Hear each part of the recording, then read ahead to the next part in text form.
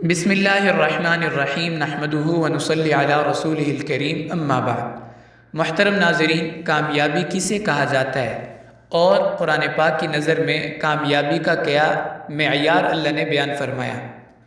اللہ تعالیٰ کا ارشاد ہے وَلَقَدْ أَرْسَلْنَا رُسُلًا مِّن قَبْلِكَ مِنْهُمْ مَنْ قَصَصْنَا عَلَيْكَ وَمِنْهُمْ مَن لَّمْ نَقْصُصْ عَلَيْكَ کہ ہم نے آپ سے پہلے بھی بے شمار انبیاء کو بھیجا، کچھ کا تذکرہ تو آپ سے کر دیا اور بہت سو کا تذکرہ بھی نہیں کیا۔ تو قرآن پاک میں اللہ تعالیٰ نے 26 انبیاء کے واقعات یا ان کا نام ذکر فرمایا، اور بے شمار انبیاء کے نہ تو واقعات بیان فرمائے اور نہ ہی ان کا نام اللہ تعالیٰ نے ذکر فرمایا۔ تو اس پر مفسرین فرماتے ہیں کہ اس آیت مبارکہ سے اللہ تعالیٰ نے کامیابی کا اصل معیار اور مدار انسانیت کے سامنے رکھا ہے کہ کامیابی صرف یہ نہیں ہے کہ آپ تاریخ میں زندہ رہیں یا آپ کا چرچہ اور تذکرہ ہر وقت لوگوں کی مجالس میں ہوتا رہے تو آپ کامیاب ہیں،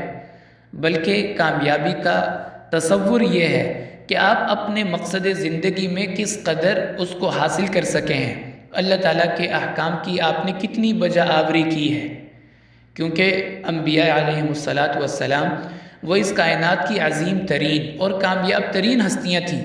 لیکن اس کے باوجود بھی اللہ تعالیٰ نے سب کا تذکرہ قرآن پاک میں نہیں فرمایا۔ اس سے پتہ چلا کہ کامیابی کا معیار یا مدار یہ نہیں ہے کہ ہمارا نام تاریخ میں زندہ رہے، بلکہ کامیابی یہ ہے کہ ہم دنیا میں آنے کے بعد اپنے مقصد کو کس قدر حاصل کر سکے ہیں۔ اللہ تعالیٰ ہمیں حقیقی کامیابی نصیب فرمائے اور انبیاء علیہ السلام کی سچی اتباع عطا فرمائے۔ وآخر دعوانا ان الحمد للہ رب العالمین۔